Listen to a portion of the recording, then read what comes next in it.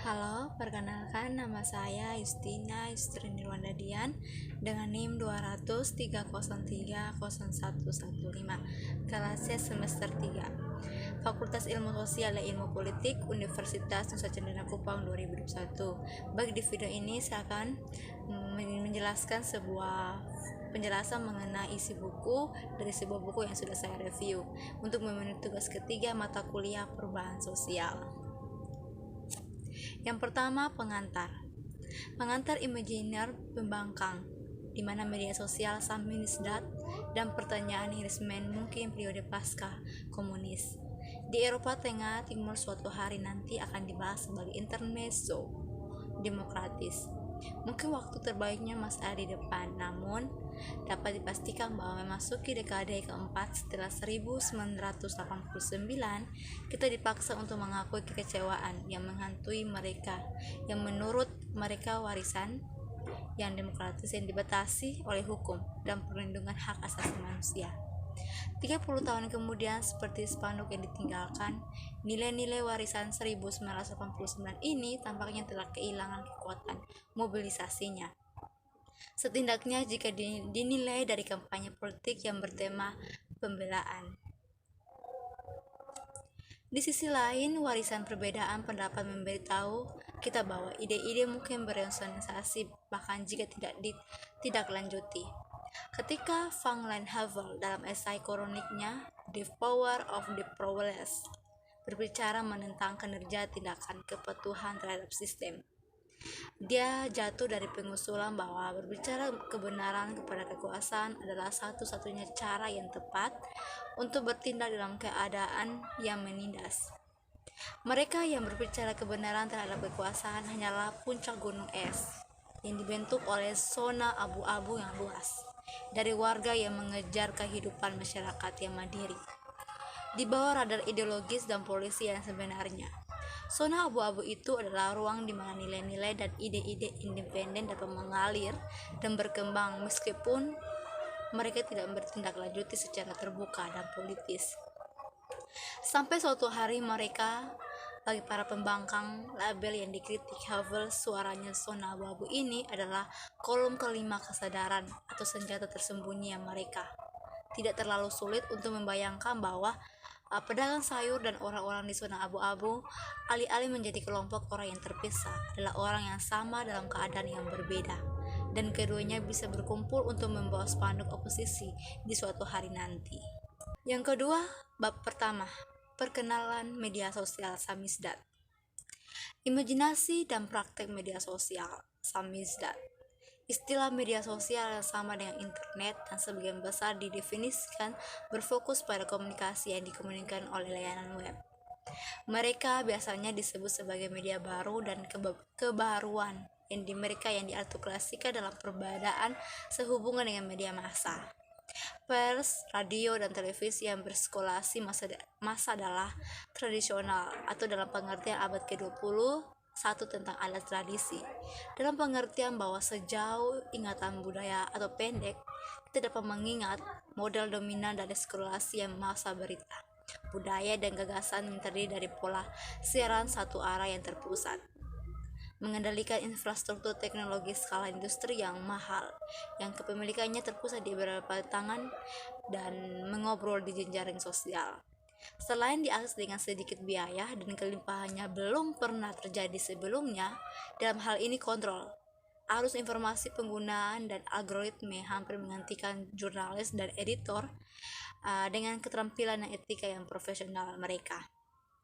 Di ruang publik sendiri, keduanya diperluas untuk mencakup pandai dan opini yang disampaikan sekarang belum pernah terdengar dan terfragmentasi menjadi segudang gelembung filter yang kita semua telah mulai tidak seperti sebelumnya, di mana untuk menghuni ruang gema, di mana sebagian besar interaksi yang kita dihasilkan atau direkomendasikan oleh sesama pengguna, yaitu orang yang kita kenal, tapi semakin banyak juta orang asing yang profilnya menurut algoritma atau serupa untuk kita sendiri. Ya, masuk bab kedua yaitu solidaritas media penting. Poin pertama yaitu demokrasi sebagai pengawas serikat pekerja dan presnya. Kebebasan pers menduduki peringkat sangat tinggi dalam agenda solidaritas. Datang tepat setelah hak untuk membentuk serikat pekerja yang independen dan hak untuk mogok. Yang ketiga dari dua yang, maaf ya, dari yang ketiga, tuntutan awal komitmen penunggukan antara pabrik yang berbunyi untuk mematuhi kebebasan berbicara, pers dan publikasi yang dijamin oleh Konstitusi Republik Rakyat Polandia, dan dengan demikian tidak menganiaya penerbit independen dan memungkinkan akses ke media massa untuk perwakilan dari semua agama. Kesepakatan Gradis mengembangkan kerangka hukum yang berfungsi sebagai dasar dari revolusi terbatas solidaritas dan ditafsirkan sebagai sumber peraturan hukum yang setara dengan konstitusi sosialis yang berbunyi bahwa Republik Rakyat Polandia menjamin kebebasan warga negaranya untuk pidato, cetak, perakitan, rapat umum, prosesi, dan manifestus. Pasal 7 ayat 1, dan bahwa untuk mewujudkan kebebasan mencetak rumah, stok kertas, kantor-kantor publik, sarana komunikasi, radio, dan sarana material lain yang diperlukan disediakan untuk melayani pekerja keras yang dimaksud dalam orang dan organisasinya, yang pasal 7 ayat 12. Lanjutannya, kesepakatan menghormati tuntutan MKS dengan sejumlah janji pemerintah. Yang pertama adalah memperkenalkan tindakan hukum tentang penyensoran yang sampai sekarang tidak diatur, mendefinisikan gagasan utamanya seperti keamanan negara dan kepentingan nasional, perlindungan kepekaan orang-orang percaya maupun orang-orang tidak percaya, perlindungan tentang moral, dan memperkenalkan hak untuk mengajukan banding ke Mahkamah Agung administratif terhadap keputusan sensor. Yang kedua, otoritas negara berjanji untuk bekerja dengan keuskupan dan komunitas agama lainnya untuk memberikan asosiasi pengakuan dengan akses ke media massa untuk tujuan keagamaan, termasuk transmisi misa hari Minggu. Itu diserta dengan janji transparan untuk menyediakan akses terbuka ke catatan publik, dokumen dan tindakan hukum, serta informasi tentang keadaan ekonomi dan strategi dan inisiatif pemerintah. Yang penting diikuti dengan deklarasi yang harus berfungsi untuk mengekspresikan keragaman pemikiran, pandangan, dan pendapat, dan harus membentukkan serikat pekerja yang otonom dan berpemerintahan sendiri. Pihak berwenang berjanji bahwa serikat pekerja baru akan memiliki publikasi mereka sendiri. Poin kedua adalah kontrak demokrasi atau penguasaan publikitas. Untuk memahami peran media dan imajiner prefiguratif dalam pengembangan solidaritasnya, ada baiknya mempertimbangkan UNI sebagai lembaga kontrak demokratis. Pre-Reservala menciptakan istilah itu untuk meninjau kembali masalah kedaulatan demokrasi sebagai bentuk apropriasi kekuasaan sosial yang gigih, meskipun tidak langsung. Kontra demokrasi tidak berarti bertentangan dengan demokrasi, melainkan menangkap contoh-contoh pertemuan intelektual dan institusional yang bertujuan untuk memperbaiki kekurangan rezim demokrasi perwakilan. Masuk bab 3, yaitu masyarakat bawah tanah. Poin pertama, media sosial, pembangkangan selama dan setelah darurat militer. Pada tanggal 13 Desember 1981, era baru dimulai. Jenderal Władysław Jaruzelski memberlakukan darurat militer.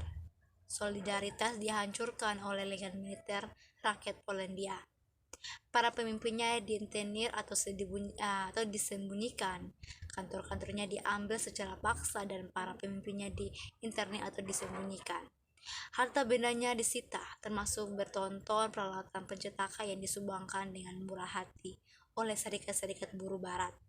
Reaksi spontan pertama kali dari pembelaan diri, pemogokan, protes perjalanan, dan pemberontakan yang polisi kacau dan tidak efektif. Ada harapan untuk respon berkontestasi, momok pemogokan umum tampak besar. Pada hari-hari dan minggu-minggu pertama darurat militer, publikasi mulai muncul kembali, khususnya di pabrik-pabrik pemogokan dan kap-kap internira. Awalnya kebanyakan dalam bentuk yang disebut sebagai informator atau buletin, yang bertujuan untuk memperkuat keinginan untuk melawan dan memberikan informasi tentang resepsi negara, korban, tahanan politik, pemogokan, dan protes. Segera setelah itu penerbit veteran mendapat kembali kapasitas produktif mereka dan diikuti oleh banyak pendatang baru dan perdagangan. Pada awal 1980-an, Independent Public House atau NOA dihancurkan oleh penangkapan, merilis esai Karl Jaspers The Quest of Gilbert Quinn. Meskipun darurat militer akan mengaktifkan kembali analogi totaliter dan dalam diskusi politik pembangkang, itu bukan niat penerbit eksistensial. Dengan Japres kebetulan siap dicetak. Alih-alih pernyataan terprogram itu adalah motivasi ketahanan, ilustrasi kekacauan hari-hari awal kontra revolusi Jaruzelski. Yang berikut politik figuratif berjalan di bawah tanah. Tidak seperti sebelumnya, budaya cetak bawah tanah berpolitik di bawah konsentrasi penuh. Darurat militer secara drastis mengatur ulang ketentuan perdebatan tentang bentuk komunikasi independen. Dilema kebijakan pada bulan-bulan sebelumnya terumbang-ambing antara politik figuratif, media sosial, dan efektivitas pembelaan diri dari media massa. Kini dihadapkan pada perdebatan yang lebih umum tentang strategi perlawanan bawah tanah. Istilah-istilah debat dikonfigurasikan oleh strategi pembukaan umum dan masyarakat bawah tanah yang bersaing, yang merangkum dilema mengenai struktur perlawanan yang terpusat versus internalisasi. Dinamika yang dialihkan oleh skenario lompatan besar versus skenario remote ini dan risiko kekerasan populer yang menyertai setiap skenario pada bulan-bulan pertama darurat militer. Cakrawala harapan para pendukung keduanya strategi adalah sama, seperti yang dikatakan Steve Binel Bujak, untuk memperlakukan perubahan rezim, atau bahkan jika kekuasaan militer Jenderal West Jaruzelski harus pergi. Tetapi untuk membebaskan tahanan politik termasuk Leksa dan penundingan kompromi baru dengan kekuatan hukum persatuan yang jelas, negara partai yang dineutralisasi telah menunjukkan dirinya menolak negosiasi kecuali dari posisi yang kuat. Dan pertanyaan ini adalah bagaimana memulihkan keseimbangan kekuatan. Sejak awal, Wisdelem memimpin struktur bawah tanah. Solidaritas di wilayah Warlat cenderung menerima posisi tersebut yang disebarkan oleh para pemimpin. Menurut siapa posisi kekuatan harus dikagum melalui proses jalanan yang spektakuler yang mengarah ke pembukaan umum. Pada saat yang sama, dia menyadari bahwa struktur serikat pekerja di luar wilayah tidak siap untuk memicu argumen pembuka solidaritas, dan dengan demikian organisasi terpusat dibangun dalam konspirasi diperlukan untuk mengaturnya. Ketika kemarahan rakyat terhadap darurat militer mencapai puncaknya, posisi serupa dipegang oleh anggota Komisi Nasional, ditemukan lainnya oleh kebebasan Bondan Lee di Small Roma Kesni. B. Ekonomi politik penerbitan tanpa izin. Masyarakat bawah tanah dapat bertindak dengan efisien dan solidaritas jika ia mengorganisasi dirinya sendiri dari bawah ke atas melalui perusahaan individu ke dalam lembaga-lembaga sosial yang mandiri dan berpemerintahan sendiri. Perusahaan profesi dari komparator kecil ini mencontohkan Akebigota Simaresap dalam sematik budaya cetak tanpa izin, yang menjadi titik tolak interpretatif untuk bab ini. Di satu sisi, konsep umum untuk kasih kolektif bisa siapapun yang aktif secara politik di masa lintas adalah gerakan sosial demokratis yang membentuk komunitas mandiri yang pemerintahan sendiri. Di sisi lain, kelompok editorial menciptakan penerbitan dan jaringan distribusi biasanya disebut sebagai perusahaan atau perusahaan dalam, dan dianggap sebagai pasar yang mengusulkan untuk menafsirkan ambiguitas. Dalam dua kerangka makna budaya yang berbeda atau dua sematik yang berbeda ini, yang kompatibilitasnya seperti yang akan disajikan bab ini bervariasi tergantung pada momen dalam lintasan sejarah dan tantangannya sendiri.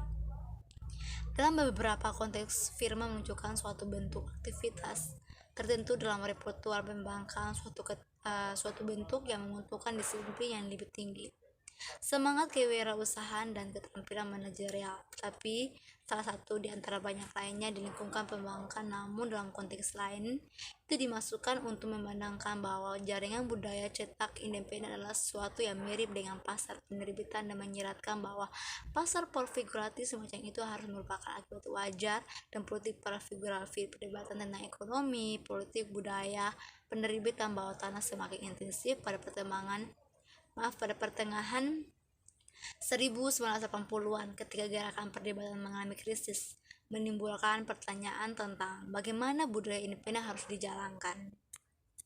Sekian dan terima kasih.